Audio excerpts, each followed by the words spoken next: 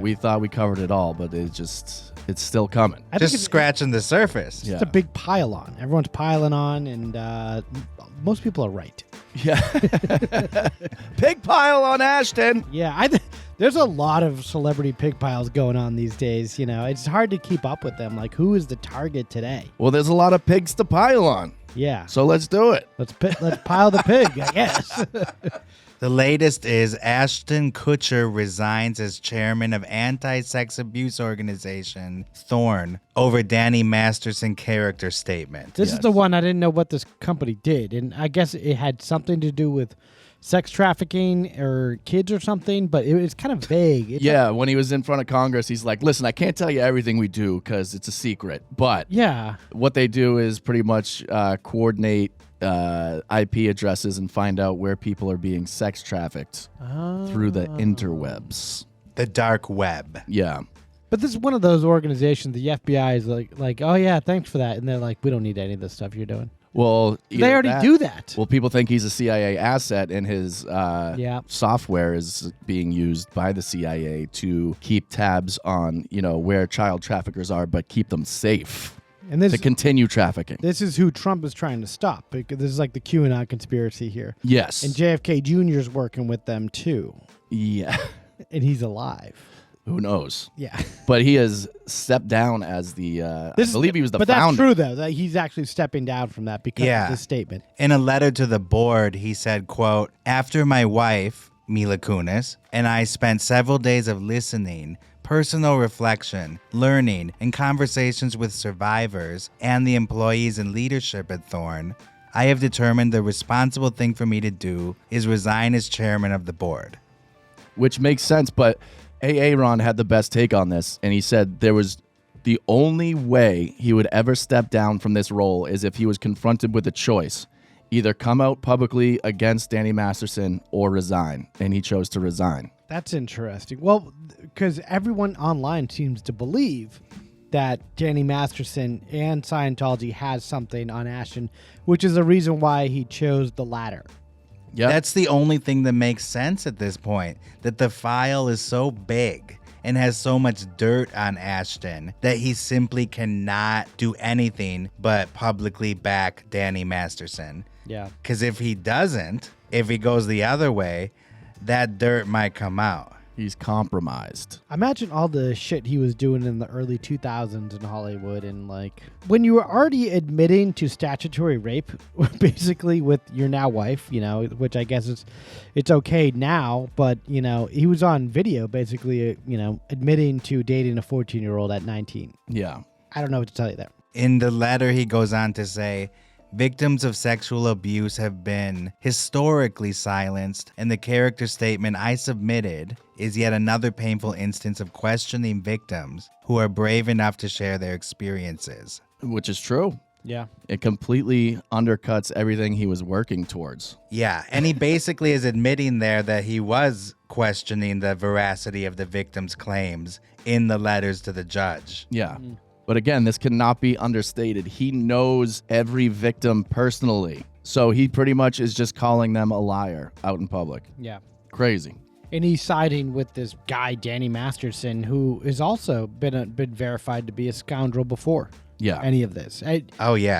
Maybe they have a similar mind, and maybe that's why he's like, if Ashton's probably like, if he's going to jail, I might be next. Yeah. I don't know. Maybe I'm jumping down a limb there, but maybe he's afraid for his own safety or, freedom. It's possible. At this point, yes. It's a very fast fall in the last week. Because, these things have a life of their own, and they could really move very quickly sometimes. Yeah. Let's take a look at the better days of Ashton Kutcher and Thorn. We have a clip here which we've played some of in other videos when Ashton Kutcher spoke before Congress. As part of my anti-trafficking work, I've met victims in Russia. I've met victims in India. I've met victims that have been trafficked from Mexico, victims in New York and New Jersey and all across our country. I've been on FBI raids where I've seen things that no person should ever see. I've seen video content of a child that's the same age as mine being raped by an American man that was a sex tourist in Cambodia. My God. So he's talented like Amber Heard, where he can cry without tears. Oh, I have another clip to show you guys after this that is a perfect, shows it completely. It's crazy. And there he's admitting to watching child porn. Yeah. My God. For the greater good. Yeah. Okay, and then go to the second clip. This is from the same speech. It's not lost on me that all of this disruption in our marketplaces is going to have economic backlash. Like, that is not lost on me at all. But I ask you, do you believe that Abraham Lincoln had to consider the economic backlash of shutting down the cotton fields in the South when he shut down slavery? Because I'm sure that weighed on his mind. Okay, well, he had me for a second when he's talking about going on FBI raids. I still don't know why the FBI is allowing him to do that. And actually, he did feel somewhat genuine talking about, like, how bad all this stuff is, which is accurate. But then, and it is terrible. And if that's what he's doing is fighting against all these evil people in the world, that is commendable. But then when he goes into the Lincoln comparisons, he loses me big time. Can you imagine being like a child sex trafficker and the FBI pounds down the door? They're coming in, guns drawn, get on the fucking ground. And then you see Ashton Kutcher walking in with a bulletproof vest. You'd be like, you got me. And you're like, wait, no, for real? Did Ronnie put you up to this? Yeah. He's just so self-righteous in this speech. And basically in his entire career, just that arrogance. I'm surprised he didn't say, 7 years ago, I started Thorn. Yeah. I think child sex trafficking is commendable to make it your cause. But maybe, okay, I'm glad you ended that the right way. But maybe not you, Ashton. With your friend group and background, making the ranch in punk, maybe you should pick something else and give money to a cause like that, but not really be the focus of it. But I think that's why he's doing it, to be against everything that he's surrounded by and like save face. That's what we've previously said. It's odd that the founder of Thorn and he's fighting sex traffickers. It's odd that his best friend is Danny Masterson. Yeah. That's not a good look. So you think in order to get out of the potential issues, or he sees coming, maybe? Yeah. I've been doing this work my whole life. This is what this is my day job. Yeah. That was his thing in front of Congress. He's like, people tell me to stick to my day job. Well, let me tell you about my day job. Yeah, he had some big, like, locked and loaded, like, speech ready there. Oh, yeah. Like Mr. Smith comes to Washington. Yeah. Yeah, and then he said that his day job was dad to 2 kids and Thorn. You did not get all your fortune from fighting sex traffickers. Yeah. You got it from Dude, Where's My Car? Yeah, exactly. Well, he might have gotten a big Department of Defense contract for doing this. He's got a lot of VC money. It's interesting where he gets a lot of his money. Actually, he got into. Didn't he start working with Sean Parker from Napster and Facebook or some other people? He got money from a lot of people. And I don't really know exactly what for. And he was in the news talking about how good of an investment WeWork was. Which collapsed. He was friends with that Adam Newman guy. Because I remember I watched the show and Jared Leto, maybe not a great guy. He played that Adam Newman from WeWork guy, and he's like, "Oh, I love Ashton Kutcher." Yeah. Okay, let's hear the rest of his speech. Happiness can be given to no man. It must be earned. It must be earned through generosity and through purpose. But the right to pursue it is every man's right.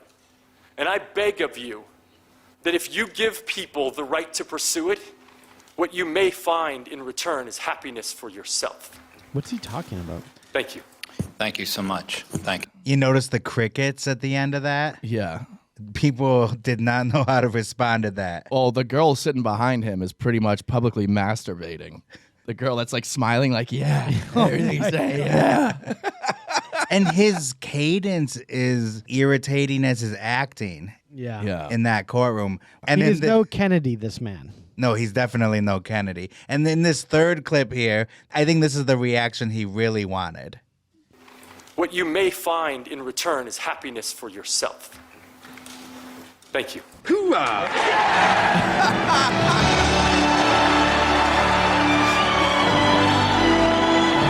He's the Chris O'Donnell and the Al Pacino in this.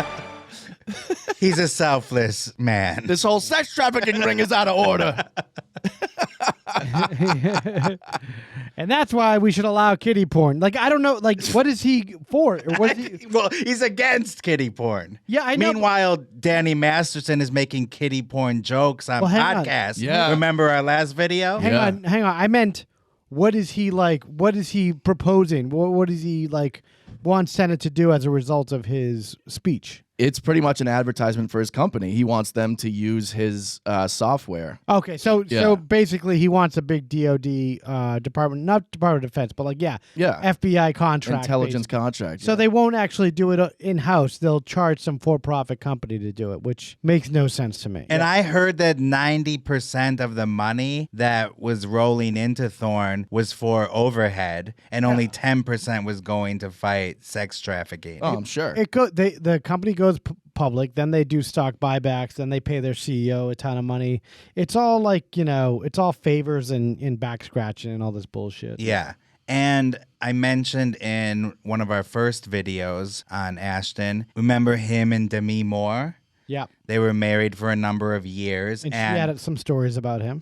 And then he said that he saw a documentary on sex trafficking one night, and that's what inspired him to take on this cause. And he got her into it then. So then they started doing all these appearances together for Thorne and for this issue. And one of them was in 2011 on Piers Morgan. This is the clip I wanted to show. Joining us now is someone else with a first-hand account of the horrors of sex trafficking. We're concealing her identity, but she wants to share her story of surviving sexual trafficking when she was an underage girl. Nicole, so as she's speaking, pay attention to Ashton Kutcher's face. Okay. Thank you very much for having the courage to do this interview. I went to jail for about 4 months, and then I had went to this place that helped me get back on my feet, and now I'm doing much better. And tell me, you said there that this pimp he wants the camera to know he's seething inside. He can't even control it. That was some good acting. And I was trying to find a way to escape my problems at my house. Let me bring you in there. I mean, is this a familiar he's just story? Like, he's so mad the whole time, and he's just fucking gritting his teeth and so pissed off.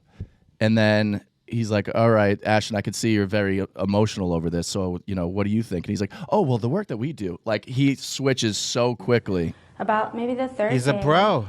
He, look at this. Started, his fucking nose is curling hitting up. me, and he was in the movie trying Jobs, to take control over me and over my life. He's a world-class and actor. He refused to let me go home. I mean, Ashton, I can see you getting emotional just listening to this. It's obviously one of the many stories you've had to listen to, but it still moves you like that. No, it's the same story. They're often different variables, but it's the same story. I mean, there's an organization here in New York smile. called Gems Yeah. and they actually And you use the word run a variables to survivor-led sound program, smart. And these girls, once He's they almost get out, smiling now. Yeah, and he it parted takes his a while, hair but like a at certain model. point, It's they like can these actually girls. start to stand up and be the advocates for this, and we were. It's just we went such a there, crazy I don't know, shift in probably a year his ago, tone from Yeah, this interview. the most interesting part of this is that afterwards, when Demi and him broke up, after the fact, she's like, oh, yeah, he was cheating on me the entire time. Probably had some other hookup after this or something. Not to take away from any of the work they're trying to do here, but just the sheer bullshit of this guy, of pretending like he cares this much about these people just to hide his own, malfeasance or whatever he's up to. Yeah. We talked about that press conference they did together where she had just found out he was cheating on her with a bunch of younger women, and she wasn't feeling protected by him. Yes.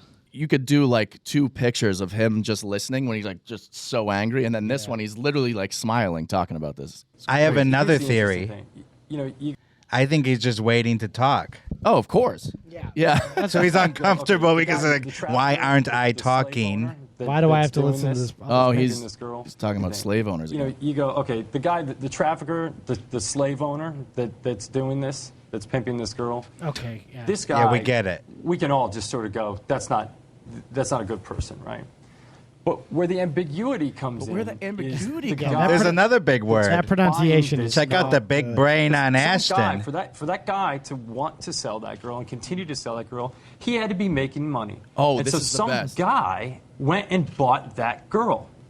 And, maybe she showed up, or maybe she was there and she looked a little young. But he didn't bother to ask. He didn't bother to help. He didn't bother. Any one of those or guys. even if they ask, they don't.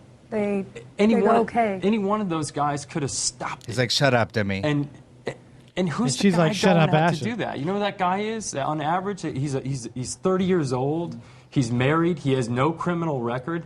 Because there's an assumption in society. There's a cultural conditioning. Oh, this is great. That takes place and happens in locker rooms and in places all around the country. Of guys going. That's where he said the C word. Big deal. Can you rewind that a little bit? Locker rooms and in places all around the country. Of guys going, it's not that big of a deal. It's just whatever. And that's what's got to stop. Those are the guys that have to stand up and say, no, real men don't buy girls.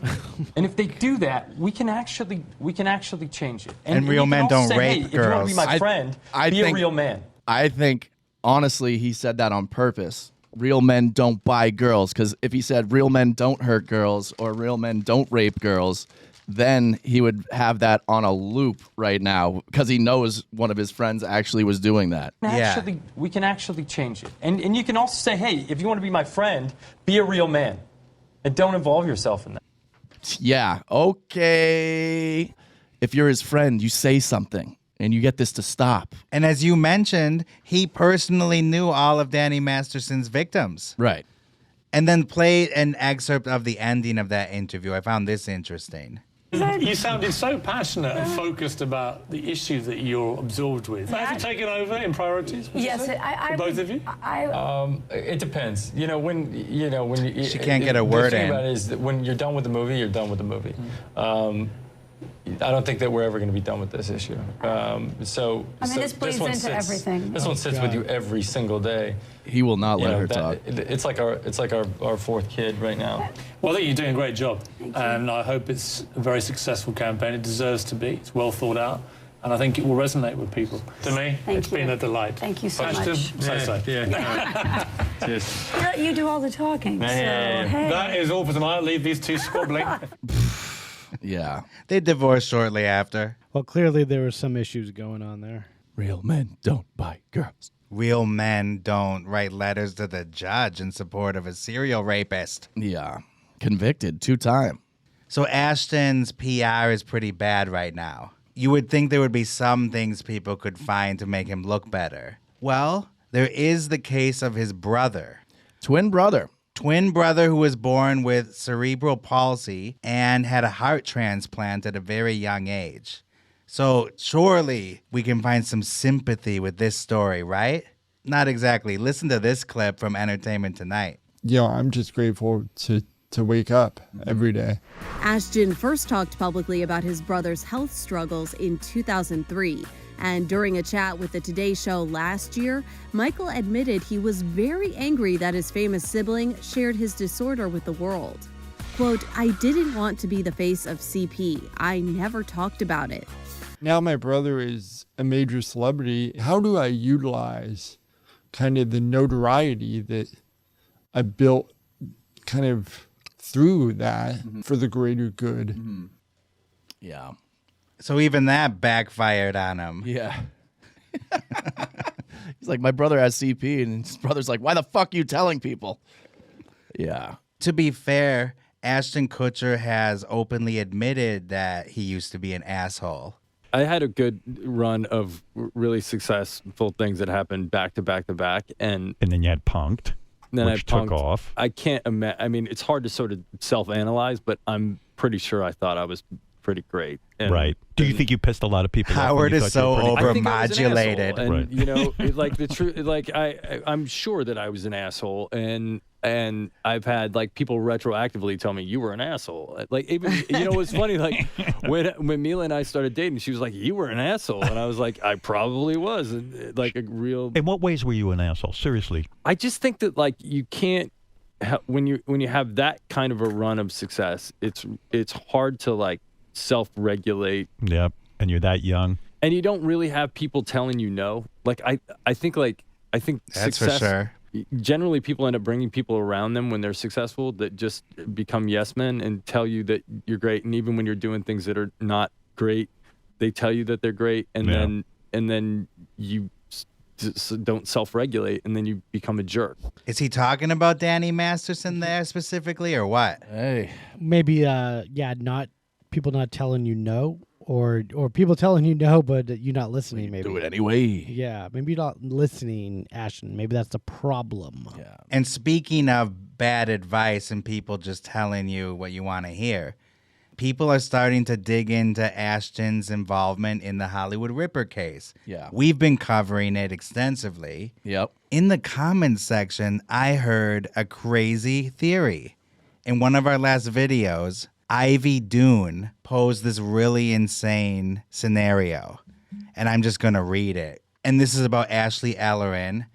In case you don't know at this point, budding actress who was murdered in 2001 on February 21st, and Ashton was supposed to go to a Grammys party with her. And when he went to pick her up, he looked through the window, saw red wine, and went to the party without her after that. Because he figured, she just blew me off. Yeah. Next day, he found out she was murdered. Well, a lot of people now think that story was BS because he said that when he looked through the window, he thought her blood was red wine. And that's just absurd. Yeah. And so now people are starting to be like, I think there's more to this story. And so Chrissy Bixler, Jane Doe number 3, Danny Masterson's ex-girlfriend, she was with him at the time and says, yeah, I was there when Ashton called Danny asking for advice. What should he do? Yeah. Because he had found the body. And so Danny told him to go to the party and pretend he didn't see it. And he knew his fingerprints were over everything, so that's why the next day his management team said, okay, now you have to go talk to the cops. Well, Ivy Dune, in our comments section, has posed an even crazier theory. Quote, he killed her accidentally during sex abuse, or left her in such a state he thought he killed her. He called his mentor, who made some calls. They arranged a Charles Manson patsy to clear him up and went there and stabbed her to death. She goes on, but that's the basic gist. Yeah. We also got another email from Nikki with a scorching hot take. What is this one? That's a hot take. I think this one's even... I like how we're just we're amplifying just the craziest people. Yeah. Listen to us right now. This is what this section is. Yes. She said, I listened to the mini-sode and wanted to share my hot take that I've been talking about with my friends. I want to preface this by stating I'm not just looking at it through your podcast lens, but also with the fact I went to college for criminal psychology, so I'm specifically looking at motives and patterns of crime in relation to people's behaviors. Hot take. I think Ashton killed Ashley, and through pure luck and pure laziness of the police and justice system, he got off. Allegedly, supposedly, looking at you, Shatner. Wink, wink. Here we go. The points. All of Michael's crimes were relatively the same. Stabbings mixed with some mutilation. Ashley's, overkill. She was stabbed 47 times. Overkill, we've talked about it on the podcast before, derives from a crime of passion that's also personal. Anger, and it's usually not planned, but spur of the moment. Michael's victims, he stalked and broke into their apartment. Ashley, no break-in. And she was killed as soon as she got out of the shower. She let him in and then said, let me take a shower real quick. Ashton will be here soon? No. DNA evidence links 3 of the 4 victims to Michael. No DNA evidence links him to Ashley. Ashton's testimony is very specific, from the specific time to the spilled wine crap to the I didn't want to just show up, so I drove around before knocking on her door at 10:45 seems too much. Could you guys remember down to the minute what you were doing 18 years ago? Even if you pulled phone records, you couldn't remember that you drove around to kill time before knocking on someone's door. Come on now. She said this is all, allegedly, supposedly, but something about this stinks. And, that's a very hot take there. Well, he would have had to clean up all his own prints and... but he didn't because he said that his prints were on the scene, and that's his reasoning why he had to go to the cops the next day. Yeah. That's the only reason that he went to the cops. If he wasn't panicking that his prints were there, then he would have never gone to the cops. Yeah. He would have pretended that he wasn't there at all that night. Wouldn't his DNA be under her fingernails, but that Michael's was? It wasn't under her fingernails, no. Really? Okay. You're thinking of Trisha Picaccio.